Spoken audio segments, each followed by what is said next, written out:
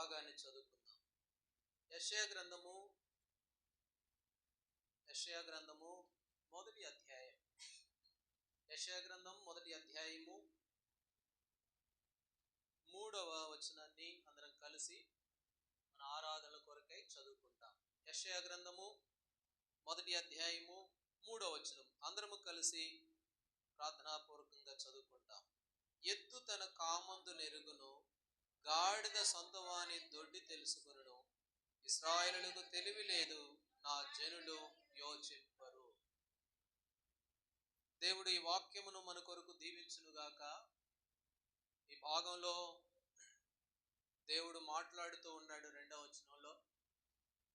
కాబట్టి నేను పిల్లల్ని పెద్ద చేశాను, గొప్పవారిని చేశాను. వారు ఏం చేస్తూ ఉన్నారు అని అంటే, ఎద్దు తన కామందు నెరుగుద్దంట, గాడిద సొంత వాని దొడ్డి తెలుసుకుంటుంది. అయితే నా పిల్లలు, నా ప్రజలు వారు ఏం లేదంట, యోచింపరు, వారికి తెలివి లేదు, యోచింపరు అనే మాట మనం చూస్తాం. కాబట్టి ఎద్దు మరి ఆ యొక్క కామందు నెరుగుద్ది, గాడిదేమో సొంత దొడ్డి తెలుసుకుంది. కామందు అని అంటే, కామందు అంటే ఏంటి చెప్పండి? కామందు అంటే ఏంటి? ఒక్కోసారి మనము మరి ఎంఆర్ఓ ఆఫీస్కో లేకపోతే ఇంకెవరైనా పై ఆఫీసర్లకి మనం అర్జీ పెట్టుకునేటప్పుడు ఆ పదం వాడతాం.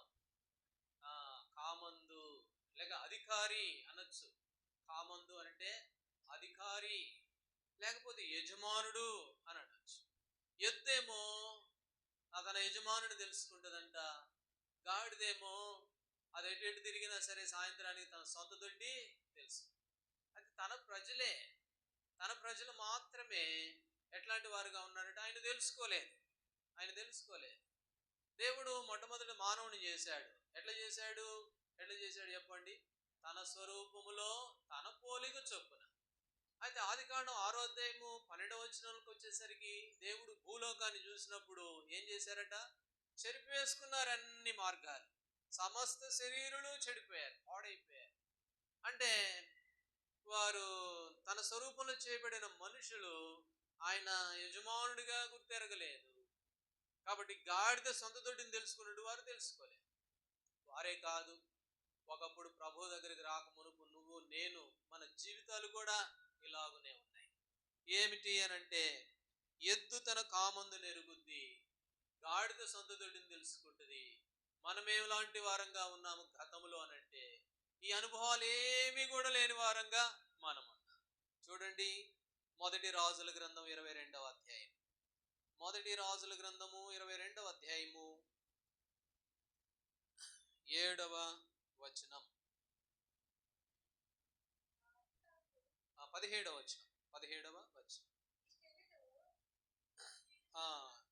మొదటి రాజుల గ్రంథం 22వ అధ్యాయం 17. అతడు ఇశ్రాయేలులందరూ కాపరు లేని గొర్రెల వలెనే కొండల మీద చెదిరియుండుట నేను చూచి తిని, వారికి యజమానుడు లేడు, వారు సమాధానంగా వెళ్ళవలసి ఉన్నదని యెహోవా సెలవిచ్చినని అతనితో. కాబట్టి ఇశ్రాయేలు ప్రజలు ఎలాంటి వారుగా ఉన్నారంటే, కాపరు లేని గొర్రెల వలె ఉన్నారు. వారికి ఎవరు లేరంట? యజమానుడు లేడు. కామందు ఎరిగిన వారు కారు, యజమానుడు లేడు. ఇంకో మాట కూడా ఉంది. న్యాయాధిపతుల గ్రంథము 21వ అధ్యాయము చివరి వచనం, 25వ వచనం. అక్కడేమని ఉంది? ఇశ్రాయేలులకు రాజు లేడు. చదవాలి. మొదటి న్యాయాధిపతుల గ్రంథం 21-25.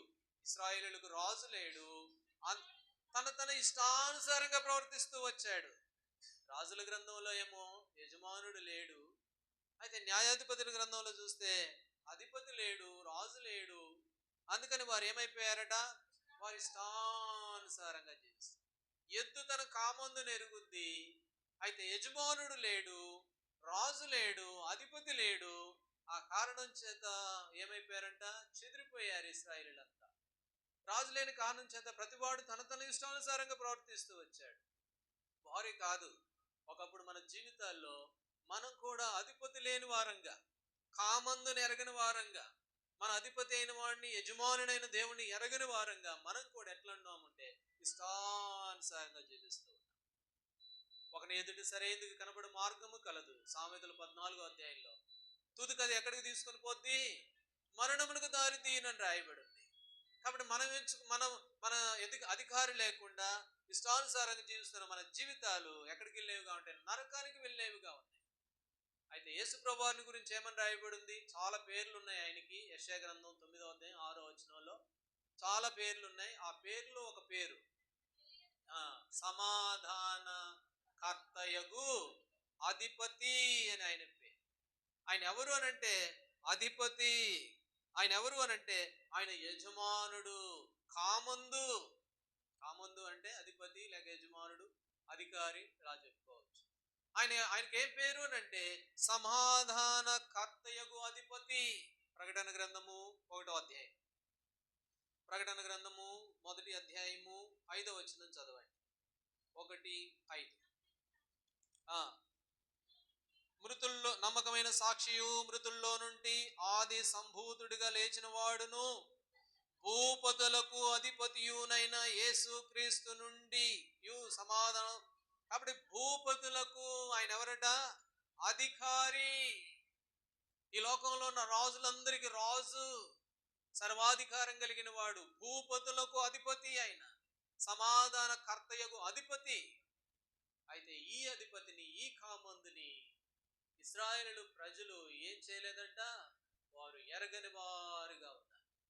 మనం కూడా ఆయన భూపతులకి అధిపతి, రాజులకు రాజు, ప్రభులకు ప్రభు. అట్లాంటి దేవుడును ఇందాక మొదట్లో పాడుకున్న పాట, ఆయన ఆలయం కంటే శ్రేష్ఠుడు, యోనా కంటే శ్రేష్ఠుడు, ఇంకా అనేకుల కంటే ఆయన శ్రేష్ఠుడు, గొప్పవాడు. అట్లాంటి ఆ అధిపతిని లేక యజమానుడును, ఇశ్రాయేలుకు యజమానుడు లేనట్లుగా, రాజు లేనట్లుగా మనం కూడా ఒకప్పుడు మన జీవితాల్లో లేని వారంగానే ఉన్నాం. అపోస్తుల కార్యములు 5వ అధ్యాయం, అపోస్తుల కార్యములు 5వ అధ్యాయము 21వ వచనంలో అనుకుంటా, చదవండి. 5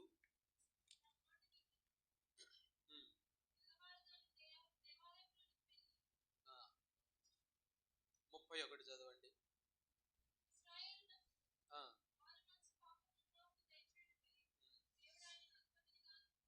ఇశ్రాయేలులకు మారు మనసు, పాప క్షమాపణ దయచేయుటకై దేవుడు ఆయనను అధిపతిగాను రక్షకునిగాను హెచ్చించాడు. ఆయన అధిపతిగా, రక్షకుడుగా యేసు ప్రభువారు హెచ్చించబడ్డాడు. కాబట్టి మన జీవితాల్లో ఆయన ఏమై ఉన్నాడు అంటే ఆయన రాజు, ఆయన అధిపతి, ఇశ్రాయేలుల కొరకు రక్షకుడుగా ఆయన హెచ్చించబడ్డాడు. ఈనాడు ఆయన దగ్గరికి వచ్చాం. మనం ఆ అధిపతి కిందకు తీసుకొని రాబడ్డాం. నిజంగా మనం ధన్యులం. అందుకని ప్రభువును ఆరాధించాలి. ఆరాధించడానికి మూల కారణం ఏమిటి అని అంటే, ఒకప్పుడు ప్రభువా నేను మీ అధికారంలోనికి వచ్చిన వాడను గాను, నేను మీకు మీ యజమాని మీ కిందకి నేను వచ్చిన వాడను కాను. నా ఇష్టానుసారంగా జీవించాను, నా ఇష్ట ప్రకారం వెళ్ళాను. నా ఇష్టానుసారంగా వెళ్ళి నా మార్గం నరకానికి తీసుకొని పోయేదిగా ఉంటే, ఇప్పుడు నాకు రక్షకుడుగా, అధిపతిగా మీరున్నారు. భూపతులకు అధిపతి అయిన మీరు ఈనాడు మీ అధికారం కిందకి నేను తీసుకొని రాబడ్డాను. అందుకనే ప్రసంగిలు అంటాడు, నీవు మందిరానికి పోయినప్పుడు నీ ప్రవర్తన అంతటి యందు ఆయన అధికారాన్ని ఒప్పుకో. ఆయన అధికారం కిందకి తీసుకొని రాబడ్డాం. ఒకప్పుడు ఏ అధికారం కింద ఉన్నాం చెప్పండి? ఏ అధికారం కింద ఉన్నాం? ఎఫెసీ 2:2, ఎఫెసీలకు రాసిన పత్రిక 2వ అధ్యాయము 2వ వచనం. మీరు వాడిని చేయొచ్చు వాయుమండల సంబంధమైన అధిపతిని, అనగా అవిధేయులైన వారిని ఇప్పుడు ప్రేరేపించు శక్తికి అధిపతిని అనుసరించి ఈ ప్రపంచ ధర్మం మునుపు నడుచుకున్నారు. వాయుమండల సంబంధమైన అధిపతి కింద ఉన్నాం మనం. వాడే అపవాది, వాడే శత్రువు, సాతాను, వాణి అధికారంలో ఉన్నాం. వాయుమండల సంబంధమైన అధికారి అంటే ఈ వాయుమండలంలో ఉన్నటువంటి వాడు ఎట చెప్తే అట్లా. మంగళవారం పోదురా అంటే పోయేది లేదంతే. వాడు చెప్పినట్లుగా చేయడమే. శుక్రవారం ఎవరికి ఇవ్వబాకు అంటే ఇచ్చేది లేదు, ఎందుకంటే అంత పోద్ది మళ్ళీ మన చేతుల్లో నుంచి. కాబట్టి మునుపు వాని అధికారం కింద మనం నడుచుకున్నవారు. ఈ ప్రపంచ ధర్మము చొప్పున మునుపు మనం నడుచుకున్నాం. దేవుని వాక్యంలో ప్రభు అన్నాడు ఆ మాట. మత్తయి సువార్త 6:24 ఏమన్నాడు? ఏ మనుషుడును ఇద్దరు యజమానులను చదవండి అన్నమాట. 6:24 ఉండనేరడు. ఏ ఏ ఏ మనుషుడు కూడా ఇద్దరు యజమానులను సేవించలేడు. మునుపు మీరు ఈ వాయుమండల సంబంధమైన అధిపతిని అనుసరించారు, వాడినే సేవించారు, వాడి ప్రకారమే నడుచుకున్నారు. అయితే మన ప్రభువును ఏం చేశాడంట? మనకి రక్షకుడుగాను అధిపతిగా మనకు చేశాడు. ఇప్పుడు వాయుమండల సంబంధమైన అధికారి పోయాడు మన జీవితాల్లో. ఇప్పుడు ఎవరు వచ్చారంటే మన ప్రభు వచ్చాడు. ఆయనే సమాధాన కర్తయగు అధిపతి. ఆయన అధికారంలోనే తీసుకొని రాబడ్డాం. అందుకనే మరి మనం చూస్తూ ఇర్మియా గ్రంథంలో అంటాడు, 3వ అధ్యాయం, ఇర్మియా గ్రంథం 3వ అధ్యాయము 14 3:14 చదవండి. తిరిగి రండి, నేను మీ యజమానుడను. చాలు, తిరిగి రండి. నేను ఎవరిని? మీ యజమానుడును, మీ కామందును, మీ అధిపతిని. కాబట్టి తిరిగి రండి అని దేవుడు సెలవిచ్చాడు. వాడు తిరిగి వచ్చాం, మనం తిరిగి తీసుకొని రాబడ్డాం, ఆయన సన్నిధి తీసుకొని రాబడ్డాం.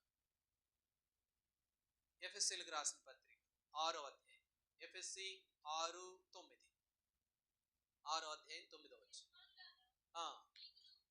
యజమానులారా మీకును వారికిని యజమానుడైన వాడు పరలోకమందున్నాడనియు.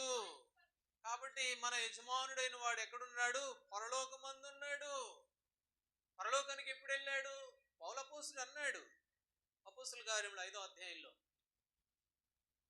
ఏమన్నాడు అంటే, మీరు జీవాధిపతి అయిన యేసును ఎక్కడుందన్నమాట చంపితిరి అని అంటాడు. 5వ అధ్యాయమా 31, 5:31 చదవండి. అపోస్తల కార్యములు 5:31, 30 నుండి. మీరు మ్రానును వేలాడవేసి సంహరించిన యేసును మన పితరుల దేవుడు లేపెను.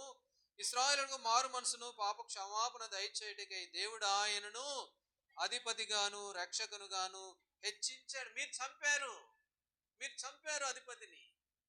మీరు చంపితే ఆ తండ్రిని దేవుడు ఏం చేశాడు? ఆయన లేపాడు. అందుకనే ఎఫెసీ 6:6 మనం ఇప్పుడు చదువుకున్నాం, మీ యజమానుడైన వాడు ఎక్కడున్నాడు? పరలోకమందు. ఈ లోకానికి యేసుప్రభువు వారు వస్తే ఆయన చంపారు, ఆయన కొట్టారు. ఒకటి తక్కువ 40 దెబ్బలు. అందుకనే భక్తులు పాట రాశాడు, అందులో మన సీఎన్ గీతాల్లో ఉండదులే గాని ఆ పాట, పాలుగారు దేహంబు పైన పాపాత్ముల కొరడాలు ఎన్నో నాట్యమాడినాయి, నడివీధిలు నడిపాయి. కాబట్టి ఆయన వీపు మీద కొరడాలు నాట్యమాడుతూ వచ్చినాయి. ఒక్కొక్క దెబ్బ పడుతూ ఉంటే శరీరం అంతా నరాలు కూడా జిల్లనేరినట్లుగా సహించాడు, ఓర్చుకున్నాడు. పౌలు అపోస్తలుడు అన్నాడు, మీరు ఆ అధిపతిని ఏం చేశారు? మీరు చంపారు. అయితే ఇప్పుడు ఎక్కడున్నాడు ఆయన? పరలోకమందు. అయితే మొదటి తలంపులో మనం అర్థం చేసుకోవాల్సింది ఏమిటి అని అంటే, ఎద్దు తన కామందును ఎరుగు. మీరు ఎరిగిన వారు కాదు. నిజమే, ఒకప్పుడు మన జీవితాల్లో మన యజమానుడిని, మన అధిపతిని ఎరిగిన వారం కాము. ఆయన ఈ లోకానికి ప్రేమతో నశించిన దాన్ని వెదకి రక్షించడానికి వస్తే కొట్టి చంపేశాం మనమే. కాబట్టి మనం చేసిన అవిధేయతలను బట్టే, మనం చేసిన పాపములను బట్టే ఆయన కొట్టబడ్డాడు, చంపబడ్డాడు. ఆయన అధిపతి, భూపతులకు అధిపతి, రాజులకు రాజు, ప్రభులకు ప్రభు, సమాధానకర్తయగు అధిపతి అని ఆయన పేరు. ఆయన ఏం చేస్తూ వచ్చామంటే, మన అవిధేయతల కొరకు, మన బలహీనతలు, మన పాపముల కొరకై సిలువ వేయబడ్డాడు యేసుప్రభువు, కొట్టబడ్డాడు. అందుకనే మొదటి తలంపులో చూస్తాము, ఎద్దు తన కామందు నెరుగును, మీకు మాత్రము తెలివి లేదు, మీరు ఆలోచించిన వారు కాదు. నిజమే, ఒకప్పుడు ప్రభువా ఇలాంటి గొప్ప జీవాధిపతినైన మిమ్మల్ని విడిచిపెట్టి వాయుమండల సంబంధమైన అధిపతిని వాడిని వెంబడించాను, వాడి ప్రకారం జీవించాను, వాడే నా అధిపతి అనుకున్నాను, వాడితోనే కొనసాగాను. అయితే నా కొరకు ప్రాణం పెట్టిన వారు. కాబట్టి ఇక్కడ దేవుడు అన్నాడు, ఇశ్రాయేలులకు తెలివి లేదు, వారు యోచింపరు. ఎందుకనంటే నోరు, దానికి సరైన అవగాహన లేదు. ఎద్దు దానికి తెలుసు యజమానుడు ఎవరో. ఆ గాడిద ఎట్లా పడితే అట్లా తిరుగుద్ది, అటుపోద్ది ఇటుపోద్ది, మొత్తానికి సాయంత్రానికి దొడ్డిని తెలుసుకుంటది. అయితే ఇశ్రాయేలు ప్రజలు నా స్వరూపంలో చేయబడిన వారు, నా పోలిక చొప్పున చేయబడిన వారు, విచక్షణ జ్ఞానము కలిగిన మనుషులు, నన్ను ఏమాత్రం కూడా ఎరగని వారుగా. నిజమే, ఒకప్పుడు మన జీవితాల్లో మన అధిపతిని ఎరగనటువంటి వారు ఇప్పుడు ఆయన అధికారం దగ్గరికి తీసుకొని రాబడ్డాం. దేవుడు చేసిన మేలని. ఆ కారణం చేత మన ప్రభువుని మనము ఆరాధించవలసిన వారంగా మనం ఉన్నాం. సరే, రెండో విషయానికి వెళ్దాం. యెషయా గ్రంథం 1వ అధ్యాయము 3వ వచనం. ఎద్దు తన కామందు నెరుగును. చాలండి. ఎద్దు తన కామందును కామందు అనగా అధిపతి లేక యజమానుడు అనేది మనం చూసాం. ఇశ్రాయేలులకు యజమానుడు లేడు, రాజు లేడు, వారి ఇష్టానుసారంగా జీవించారు. అయితే ఆ అధిపతి, ఆ రాజు, ఆ యజమానుడు ఎవరో, ఆయన ఏం చేశాడో మనం ఈ మొదటి తలంపులో అర్థం చేసుకుంటూ వచ్చాం. సరే, ఇప్పుడు రెండవదిగా మనం చూస్తే ఎద్దు తన కామందు నెరుగును. కాబట్టి ఎద్దు తన కామందు నెరుగుద్ది, అది ఎరుగుద్ది. యజమానుడు రాగానే రంకిలేస్తుంది, యజమానుడి కూడా సంతోషిస్తుంది. కుక్క పిల్లలను చూస్తాం మనం ఏటో పోతాం, అయితే సాయంత్రానికి వచ్చి రాగానే ఇక మనల్ని చూసి ఇంకా కుక్కకి ఎంత సంతోషమో. అది ఎరుగుద్ది యజమానుడిని. ఎద్దు తన కామందును ఎరుగును, అయితే మీరు మాత్రం నన్ను ఎరగరు. ఇర్మియా గ్రంథం 4వ అధ్యాయము 22వ వచనం. 4:20. నా జనుల వివేకులు, వారు నన్ను ఎరగరు, వారు మూఢులైన పిల్లలు, వారికి తెలివి లేదు. కీడు చేయడం వారు తెలియను గాని మేలు చేయడం వారికి బుద్ధి. నా జనుల అవివేకులు, వారు నన్ను ఎరగరు, నన్ను ఎరిగినటువంటి వారు కారు. కీడు చేయడం మాత్రం తెలుసు వాళ్ళకి. కాబట్టి కీడు చేయడం తెలుసు కానీ మేలు చేయడం వారికి బుద్ధి చాలు, తెలియదు వాళ్ళకి. అరే, పిల్లోడు వాడికి చక్కగా చదువు రావాలని ఇంగ్లీష్కి ఒక టీచర్ని పెట్టా, లెక్కలు సైన్స్కి ఒక టీచర్ని, అన్ని సబ్జెక్టులకు ఒక్కొక్క టీచర్ని పెడితే వాడికి రాదా చదువు. అయితే దొంగతనం చేయడానికి ఎవడు చెప్పడు, ఏ టీచరు ఉండడు. మోసం చేయడానికి ఎవడు ఉండడు, అబద్ధాలు ఆడడానికి ఎవడు ఉండడు. అయితే ఇక్కడ అంటాడు, ఇశ్రాయేలు ప్రజలకు తెలివి లేదు, బుద్ధిగా ఉండడం చేత కాదు కానీ కీడు చేయడం మాత్రం వచ్చు వాళ్ళకి. ఇశ్రాయేలు నా జనులు, వారు నన్ను ఎరుగరు. నిజమే, ఒకప్పుడు మనం ఆయన ఎరగనటువంటి వారు. యెషయా గ్రంథం 44వ అధ్యాయం. యెషయా గ్రంథం 44:18 చదవండి. 44:18. వేచింపరు, గ్రహింపరు, చూడకుండానట్లు వారి కన్నులు కప్పబడెను. చూడకుండానట్లు వారి కన్నులు కప్పబడెను. ఈ యుగ సంబంధమైన దేవత అవిశ్వాసులైన వారి మనోనేత్రాలకి గురుడితనం కప్పేసింది. ఒకప్పుడు మన జీవితంలో కప్పబడ్డాయి కన్నులు, ఆయన్ని ఎరగకుండా కప్పబడ్డాయి. ఇర్మియా గ్రంథం 8వ అధ్యాయంలో ఆకాశం ఎగిరే కొంగ, సొంకుబుడి కొంగ తన కాలం ఎరుగుద్దంట. చదవండి అన్నమాట. ఇర్మియా 8:7. ఆకాశమునికి ఎగురు సొంకుంబుడ్డి కొంగ అయినను తన కాలం నెరుగును, తెల్లగొవ్వయు మంగళ పెత్తయు ఓది కొరకు తమకు రావాల్సిన కాలం నెరుగును. అయితే నా ప్రజలు నా న్యాయ విధిని ఎరిగిన వారు గారు, నా మందిరమును ఎరిగిన వారు కాదు, నన్ను ఎరిగిన వారు కాదు. పక్షులు తెలుసుకుంటున్నాయి, లేకపోతే ఫలానా అన్ని తెలుసుకుంటున్నాయి, కానీ నా ప్రజలు నన్ను ఏ మాత్రం కూడా ఎరిగిన వారు. చెప్పాడు దేవుడు ఆ చేపతో. ఏమని చెప్పాడు? నా భక్తుడు వస్తున్నాడు నేలల్లోకి, ఆయన మింగాలి నువ్వు, కానీ పన్ను కూడా తగలకూడదు ఆయనకి. జాగ్రత్త సుమి, ఏదైనా దెబ్బ తగులుద్దేమో, ముళ్ళు గుచ్చుకుంటుందేమో, ఎంత జాగ్రత్తగా మింగుతావో చూడు అని తిమింగలానికి బహుశా దేవుడు చెప్పుకుంటాడు. భద్రంగా మింగింది, భద్రంగా తీసుకెళ్లి 3వ రోజున బయట కట్టివేసి చెప్పాడు, నా సేవకుడు ఆ వాగు దగ్గర ఉన్నాడు.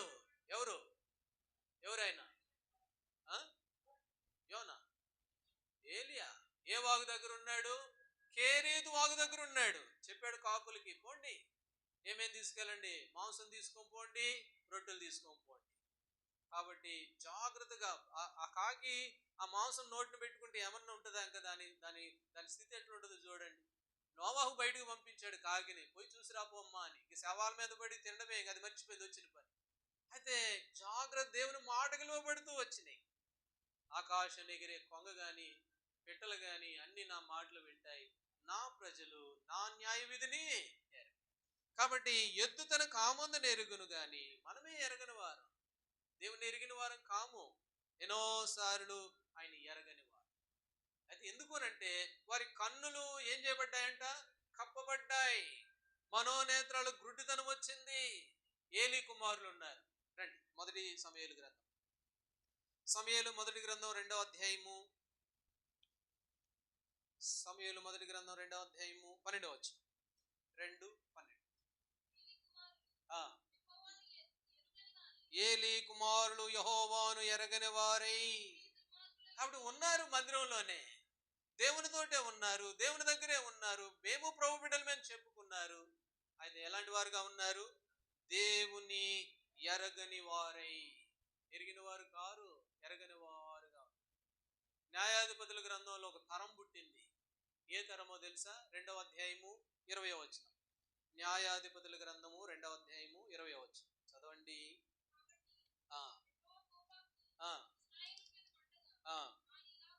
సెలవిచ్చెను, ఈ ప్రజలు నా మాటలు వెనుక వీరి పితరులతో నేను చేసిన నిబంధనను దేవుని ఎరగని తరమొకటి పుట్టెను అని ఉంటది ఆ మాట. న్యాయాధిపతుల గ్రంథము 2వ అధ్యాయము 20వ వచనమా? సరే, ఇక్కడెక్కడో ఆ మాట ఉంటుంది. దేవుని ఎరగని తరం ఒకటి పుట్టినట్లుగా భాగంలో ఉంది. సరే, సామెతల్లో 30వ అధ్యాయంలో రాయబడి ఉంది. సామెతల గ్రంథం 30వ అధ్యాయం 12-13 వచనాల్లో కడగబడని తరం ఒకటి వచ్చింది. కన్నులు నెత్తికి ఎక్కిన తరం ఒకటి వచ్చింది. కాబట్టి కడగబడని తరము, కన్నులు నెత్తికెక్కిన తరము ఇశ్రాయేలీయులు, ఆ ఏలీ కుమారులు యెహోవాను ఎరగని వారై. కాబట్టి ఒకప్పుడు మన జీవితాల్లో దేవుణ్ణి ఎరగనటువంటి వారు. అయితే ప్రభు ఏం చేశాడో తెలుసా? దేవుడు ఎంత ప్రేమ కలిగిన వాడో తెలుసా? యెషయా గ్రంథం 45వ అధ్యాయంలో, యెషయా గ్రంథం 45వ అధ్యాయం 6వ వచనంలో ఆ మాట ఉంది. ఏమని? నీవు నన్ను ఎరగనప్పటికీ, అది నువ్వు నన్ను తెలుసుకోనప్పటికీ, నేనెవరో నీకు తెలియనప్పటికీ నేను నిన్ను ఎరిగాను, నిన్ను నేను సిద్ధపరిచాను. నీవు నన్ను ఎరగనప్పటికీ నేను నిన్ను ఎరిగాను. కాబట్టి మన ప్రభువు మనల్ని ఎరిగినటువంటి వాడు. ఆయన మనల్ని ఎరిగాడు. అన్నాడు నతానీయేలుతో, రాయ్యా, ప్రభు ఆయన వచ్చాడు చూద్దురా అని అంటే, నజరేతు నుండి మంచిదేదన్నా వస్తుందా? నాకు తెలుసులే, ఏం రాదులే అని అన్నాడు ఆయన. యోహాను సువార్త 1వ అధ్యాయంలో అప్పుడు అన్నాడు ప్రభువు. చదండి, యోహాను సువార్త 1వ అధ్యాయము 48వ వచనం. 1వ అధ్యాయం 48. నతానీయేలుని గురించి చెప్పాడు. నువ్వెలాగ ఎరుగుదువని నతానీయేలుని అడుగా, పిలుపు నిన్ను పిలువక మునిపే నీవు అంజూరపు చెట్టు కింద ఉన్నప్పుడే నిన్ను చూసి తిని, నేను నిన్ను ఎరిగి తిని. నీకెట్లా తెలుసండి? నా గురించి మీకెట్లా తెలుసండి అని అంటే, నువ్వు పిలువబడక మునిపే, నువ్వు ఫలానా ఇంట్లో ఉన్నప్పుడే, ఫలానా గర్భంలో నువ్వు ఉన్నప్పుడే, నువ్వు పిండంగా ఉన్నప్పుడే నా కన్నులు నిన్ను చూసిని. నీవు నన్ను ఎరగనప్పటికీ, భూమి పునాదులు వేయబడక మునిపే నిన్ను నేను ఎరిగాను. దేవుడు ఎంత ప్రేమ కలిగిన. ప్రభుని ఆరాధించడానికి కారణం ఏంటి అని అంటే, ఆయన మనల్ని ఎరిగాడు. మనం ఆయనను మనం ఎరగనప్పటికీ ఆయన మనల్ని ఎరిగాడు. ఆ మాట ఉంది కదా గలతీయులకు రాసిన పత్రికలో.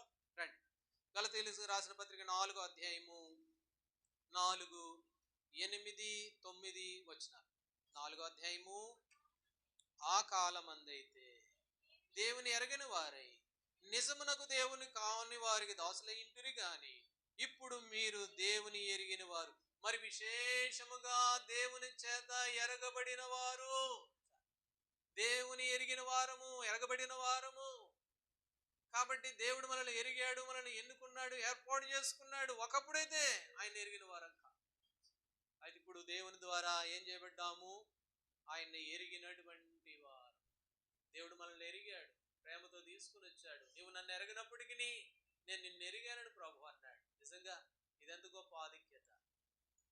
యోబు అన్నాడు, అలాగే కీర్తనకారుడు కూడా అన్నాడు, నరపుత్రుని దర్శించుటకు వాడేపాటి వాడు, వాడిని దర్శించడానికి వాడి జీవితం ఎంత, వాడెంత, నీవు ప్రతి దినము ప్రతి పగలని వదన దర్శిస్తున్నావే. కాబట్టి మనల్ని ఆయన దర్శించాడు, మనల్ని వెదికాడు. లోకములో ఆయన ఎరగని వారంగా ఉన్నప్పుడు మనల్ని పిలిచాడు, సమకూర్చుకున్నాడు. ఆయన బిడ్డలుగా ఆయన మందిరము, సంఘము, సహవాసము. మన జీవితాలు ఆత్మీయమైనటువంటి స్థితి. ఎంత గొప్ప ఆశీర్వాదం. రెండవదిగా మన ప్రభువును ఆరాధించాలి. ఒకటి, ఎద్దు తన కామందును ఎరుగును. కాబట్టి జీవాధిపతిని మనం చంపేశాము, ఆయన విడిచిపెట్టేశాము, ఆయనకి దూరం అయిపోయాము, ఆయన ఎరిగినటువంటి వారం కాము. మనం ఎరగినప్పటికీ ఆయన మనల్ని ఎరిగాడు. యజమానుడు లేడు, రాజు లేడు, అలాగున్న మనల్ని ప్రభువు ఆయన ఏర్పాటు చేసుకొని ఆయన మనల్ని ఎరిగాడు. సరే, మూడో విషయానికి వెళ్దాం. యెషయా గ్రంథం 1వ అధ్యాయం 3వ వచనం. ఎద్దు తన కామందును ఎరుగును, గాడిద తన సొంతవాని దొడ్డి తెలుసుకొనును. కాబట్టి ఒకటి, కామందు అనగా యజమానుడు, అధిపతి. ఆయనే భూపతులకు అధిపతి అయిన మన ప్రభు అయిన యేసుక్రీస్తు వారు. ఆయన అధికారం కిందకి తీసుకొని రాబడ్డాం. ఒకప్పుడు అపవాదిని అధిపతిగా ఎంచుకున్నాం. అపవాది చేతిలో మరి లాగబడుతున్నటువంటి వారము. ఆ వాయుమండల సంబంధమైన అధిపతి నుంచి విడిపించబడ్డాం. ఒకటి. రెండోది, ప్రభువుని ఎరిగాము. మనం ఆయన్ని ఎరగనప్పటికీ ఆయనే మనల్ని ఎరిగాడు. మనం ఆయన ఎరగనప్పటికీ ఆయన ఎరిగాడు మనల్ని. నిజంగా ఎంత గొప్ప ఆశీర్వాదం, ఎంత గొప్ప దీవెన. దీని కొరకు ప్రభుని ఆరాధించాలి. నా ప్రాణమా తినుము, త్రాగుము, సుఖించుము. నీకు మంచి ఉద్యోగం ఉంది, మంచి ఉద్యమం ఉంది, మంచి డబ్బులు ఉన్నాయి, మంచి ఉన్నాయి. ధనవంతుడు అన్నాడు ఆ మాట. అయితే దావీదేమన్నాడు? ఓ నా ప్రాణమా, ఆయన చేసిన ఉపకారంలో ఏది కూడా మర్చిపోవద్దు. అది చిన్నది కానీ పెద్దది కానీ ఏదైనా సరే. మనం ఏం చేస్తామంటే పెద్ద పెద్దవి గుర్తు పెట్టుకుంటాం, చిన్న చిన్నవి గుర్తు పెట్టుకోం. చిన్న చిన్నవి అసలు పట్టించుకోం. ఇది సహజంలే అనుకో. లేదు, ప్రతి విషయంలో కూడా ఆయన్ని మనం గణపరచాలి. ప్రభువుని మనల్ని ఎరిగాడు అన్న సంగతిని గ్రహించి మనం ప్రభువుని ఆరాధించాలి. ప్రభు మన కొరకై అధిపతిగా, రక్షకుడుగా, అధిపతిగా మన కొరకు దిగి వచ్చాడన్న సంగతిని జ్ఞాపకం చేసుకుని మన ప్రభువుని ఆరాధించాలి. ఏది కూడా మర్చిపోవడానికి లేదు. మూడవదిగా, గాడిద తన సొంత వాని దొడ్డి తెలుసుకొనును. దొడ్డి దొడ్డి అనేది ఏమిటి అనంటే సంఘము, దేవుని మందిరము, ప్రభు బిడ్డలుగా సహవాసము. దొడ్డిలోనికి రండి. యెహెజ్కేలు గ్రంథం 34వ అధ్యాయం. యెహెజ్కేలు గ్రంథం 34వ అధ్యాయము 14వ వచనం. 34:14. నేను మంచి మేత గల చోట వాటిని మేపుదును, ఇశ్రాయేలు యొక్క ఉన్నత స్థలం మీద వాటికి దొడ్డి ఏర్పడును, అక్కడ అవి మంచి దొడ్డిలో పండుకొనును. ఇశ్రాయేలు పర్వతముల మీద బలమైన మేత గల స్థలమందు అవి. కాబట్టి ప్రభు అన్నాడు, నా గొర్రెలు నేను ఎరుగుదును, నా ప్రజలను నేను ఎరుగుదును, వారికి ఏం చేస్తాడు? ఉన్నతమైన స్థలం మీద వాటికి దొడ్డి ఏర్పడును, మంచి దొడ్డిలో పండుకొనును. అంటే దొడ్డి అనేది భద్రత, లేక దేవుని సంఘము మన ఆత్మీయ జీవిత క్షేమముల కొరకై ఆ దొడ్డిలోనికి తీసుకొచ్చాడు ప్రభు నిన్ను నన్ను. ఒకప్పుడు ఈ దొడ్డి తెలుసుకున్న వాళ్ళం కాము. గాడిద తెలుసుకున్నది కానీ మనం తెలుసుకున్న వాళ్ళం కాము. ఈ గాడిదకి తెలుసు, ఎద్దుకు తెలుసు కానీ మనకు తెలియదు దొడ్డి లేక ఆ యజమానుణ్ణి. అయితే ప్రభు ఇప్పుడు ఏమంటున్నాడు అంటే, వాటిని మంచి దొడ్డిలోకి తీసుకొస్తాను. నేను బలంగా తింటవి, బలమైన ఆహారంతో నింపుతాను. కాబట్టి ఒకప్పుడు ఎక్కడెక్కడో ఉన్నాను, ఎక్కడెక్కడో తిరిగిన వాళ్ళము. అయితే మంచి దొడ్డిలోనికి తీసుకొచ్చాడు ప్రభు మనల్ని. అందుకొరకే మూడోదిగా ప్రభుని ఆరాధించాలి. కాబట్టి మంచి దొడ్డిలోనికి తీసుకుని రాబడితివి. మీకా గ్రంథము 4వ అధ్యాయం. మీకా గ్రంథం 4వ అధ్యాయము 6వ వచనం చదవండి. మీకా గ్రంథం 4:6. ఆ దినమున నేను కుంటివారిని పోగు చేయుదును, అవతలకు వెళ్ళగొట్టబడిన వారిని, బాధింపబడిన వారిని సమకూర్చుదును. ఆ దినమున నేను కుంటివారిని పోగు చేస్తాను, బాధింపబడిన వారిని, వెళ్ళగొట్టబడిన వారిని నేను సమకూరుస్తాను. మంచి దొడ్డిలోనికి తీసుకుని వచ్చాడు. ఈ దొడ్డిలో సమకూర్చాడు మనల్ని. ఒకప్పుడు దొడ్డి తెలిసిన వాళ్ళం కాము మనము. అందుకని ఇక్కడ అంటాడు కుంటి వారిని, మరి అవతలకు వెళ్ళగొట్టబడిన వారిని. వెళ్ళగొట్టబడ్డాం కాబట్టి తోసివేయబడ్డాం, వెలివేయబడ్డాం. ఎన్నిక లేని వారంగా మనల్ని లోకంలో అనేకులు తోసివేశారులే. కానీ ప్రభు అంటున్నాడు, అట్లాంటి వారందరినీ నేనేం చేస్తాను, మంచి దొడ్డిలోనికి తీసుకొస్తాను. పాట ఉంది కదా, యెరూషలేమునే యెహోవాయే కట్టుచున్నవాడని, ఇశ్రాయేలీయులన్నీ పోగు చేయువాడని. 147వ కీర్తన. కాబట్టి పోగు చేసే దేవుడు వెళ్ళగొట్టబడిన వారిని, కుంటి వారిని, గుడ్డి వారిని, అవతలకు బాధించబడిన వారిని దేవుడు ఏం చేస్తున్నాడు, పోగు చేసేవాడు. ఆ దొడ్డిలోనికి తీసుకుని వచ్చాడు. దొడ్డి అనేది దేవుని సంఘమును చూపిస్తూ ఉంటే, ఆ మంచి దొడ్డిలోకి, మంచి మేత కలిగిన స్థలంలోనికి ఈనాడు నువ్వు నేను తీసుకొని రాబడ్డాం. అందుకొరకు మన ప్రభువుని మూడోదిగా ఆరాధించాం. ప్రభువా, ఒకప్పుడు దొడ్డి తెలుసుకున్నవాడిని కాను, సంఘం ఎరిగిన వాడను కాను. అయితే నన్ను ప్రేమించావు, నన్ను ఎరిగావు, నన్ను ఏర్పాటు చేసుకున్నావు. నేను మిమ్మల్ని ఎరగలేదు, మీరే నన్ను ఎరిగారు. నన్ను ఆ మంచి దొడ్డిలోనికి తీసుకుని మీ ప్రేమ ఎంత గొప్పది. నా ఆత్మీయ జీవితాన్ని బలపరిచేందుకు కొరకు, నేను ఆత్మీయంగా ఉన్నతమైన స్థితిలో ఉండాలని మీరు ఇష్టపడి, మీరు చూసి, నన్ను ప్రేమించి, మరి మంచి మేత కలిగిన స్థలంలోనికి తీసుకొచ్చావు. పోగు చేయవాడు మీరే. నా జీవితాల్లో నన్ను పోగు చేయవాడు మీరే. నన్ను పోగు చేసినందుకై మీకు వందన స్తోత్రం. యెషయా గ్రంథము 11వ అధ్యాయము, యెషయా గ్రంథం 11వ అధ్యాయం 12వ వచనం. 11, 12 చదవండి. 11వ అధ్యాయం 12వ వచనం. జనులను పిలుచుటకు ఆయన యొక్క ధ్వజమునలో పెట్టును, భ్రష్టులైపోయిన ఇశ్రాయేలును పోగు చేయును. కాబట్టి భూమి యొక్క నలుగు దిక్కులను చెదిరిపోయిన యోధ వారిని సమకూర్చును. ఆయన పిలిచేవాడు, పోగు చేసేవాడు, సమకూర్చువాడు. మరో చోటు ఉంది, ఇశ్రాయేలుని ఏలగొట్టి ఆయన పిలిచేవాడు. ఈనాడు పిలిచాడు మనల్ని. ఆయన సంఘంలోనికి, దొడ్డిలోనికి మనం ఆహ్వానించబడ్డాం. నిజంగా ఆహ్వానించబడ్డానికి ఏం అధికారం ఉంది, ఏం ఆధిక్యత ఉంది మనకి? మనం ఆయన ఎరగని వారము, మనం ఆయనకి దూరస్తులము. ఎరగని వారంగా ఏలీ కుమారులు ఎట్లున్నారు అట్లుంటివి. యజమానుడు లేడు, అధిపతి లేడు. ఒకవేళ నేను అధిపతిని అయ్యాను వస్తే ఆ అధిపతిని కూడా చంపేశాను నేను ఎప్పుడంటే అని అంటావేమో. నీ నా పాపంను బట్టే, నీ నా అవిధేయతలను బట్టే ఆ అధిపతిని చంపబడుతూ వచ్చాడు.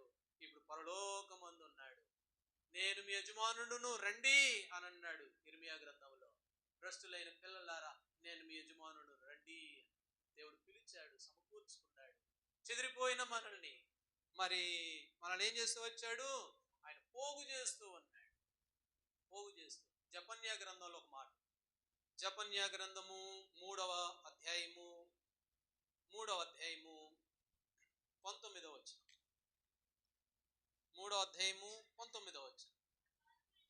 ఆ కాలమున నిన్ను హింసపెట్టు వారందరినీ నేను శిక్షింతును, కుంటుచు నడుచు వారిని నేను రక్షింతును, చెదరగొట్టబడిన వారిని సమకూర్చుదును.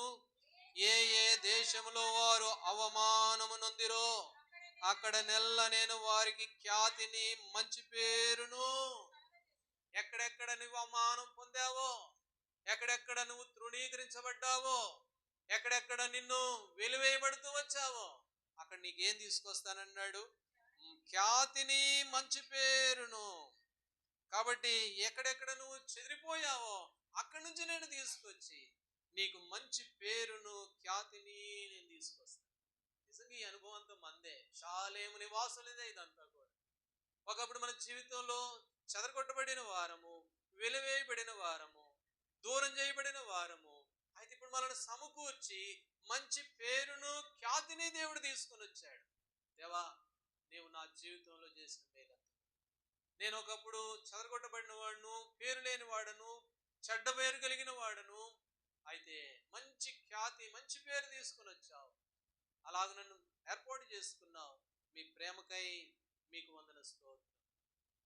ఎఫెసీయులకు రాసిన పత్రికలో ఒక చక్కటి మాట 4వ అధ్యాయంలో, ఎఫెసీ 4:18 చదవండి. ఎఫెసీయులకు రాసిన పత్రిక 4వ అధ్యాయము 18వ వచనం. వారైతే అంధకారమైన మనసు గలవారై తమ హృదయ కాఠిన్యము వలన తమలోనున్న అజ్ఞానము చేత దేవుని వల్ల కలుగు జీవంలో నుండి వేరుపరచబడిన వారై తమ మనసుకు కలిగిన వ్యర్థతను అనుసరించి, కాబట్టి వ్యర్థతను అనుసరించి నడుచుకున్నారు. వాళ్ళు దేవుని నుండి దూరం అయిపోయి తమ మనసుకు కలిగినటువంటి ఆ వ్యర్థతను అనుసరించి నడిచాం. నిజమే, ఒకప్పుడు మనం కూడా నడిచిన వాళ్ళమే. వ్యర్థతను అనుసరించి నడవడం అంటే ఏంటి? వ్యర్థతను అనుసరించి నడవడం అంటే ఏంటి? మేము కొన్నిసార్లు కొన్ని స్థలాలకు వెళ్తాం, ప్రార్థన చేస్తాము, రండి చక్కటి సహవాసం అండి, వాక్యం అండి, ఆత్మీయంగా బలపడతారండి. ఎన్ని రోజులున్నా ప్రార్థన, ఆరాధన ఇవన్నీ లేవు, ఎన్నో సంవత్సరాలు అయిపోయింది. అయితే ప్రభుని ఆరాధన గణపరిచి సంఘంలోకి రండి, సహవాసంలోకి రండి అని అంటే అప్పుడు వాళ్ళు అంటారు, రాలేమండి, మీరు చెప్పేది బాగుంది కానీ రాలేమండి. ఏమండి అని అంటే, మా బాబాయేనండి పాస్టర్ గారు. ఓహో, ఆయన మంచోడు కాదు కదండి అంటే, నిజమేనండి, కానీ మా ఇంటి పేరండి, రాలేమండి. వ్యర్థతను అనుసరించి నడిచిన వాళ్ళం, వ్యర్థతను అనుసరించి కొనసాగిన వాళ్ళం.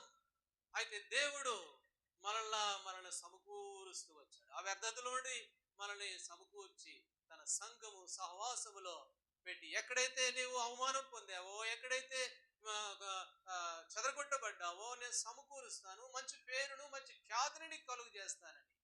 ఎద్దు తన కామందు నెరుగును, గాడిద తన సొంత దొడ్డిని తెలుసుకున్నట్లు ఆ దొడ్డిలోనికి దేవుడు తీసుకొని వచ్చాడు. ఆ దొడ్డే దేవుని సంఘం, జీవం కలిగిన దేవుని సంఘం. అయితే ఇక్కడికి తీసుకొని రాబడ్డాం. వారు యేసుప్రభువు వారిని యోహాను సువార్త 1వ అధ్యాయం 10వ వచనంలో, యోహాను సువార్త 1వ అధ్యాయం 10వ వచనంలో చదవండి అన్నమాట. ఆయన లోకంలో ఉండెను, లోకము ఆయన మూలంగా కలిగింది, ఆయన తెలుసుకోలేకపోయింది. ఆయన మూలంగా కలిగింది, ఆయన మూలంగానే లోకం ఏర్పడింది, కానీ ఆయన లోకం ఏం చేసిందంట? తెలుసుకొనలేకపోయాను. లోకం తెలుసుకోలేకపోయింది. గాడిద తన సొంత దొడ్డిని తెలుసుకోను. ఇశ్రాయేలుకి తెలివి లేదు, వారు తెలుసుకోలేదు. ఒకప్పుడు తెలుసుకున్న వారం కాము. అయితే లోకము ఆయనను ఎరగని తెలుసుకోనడు. 95వ కీర్తన 10వ వచనం.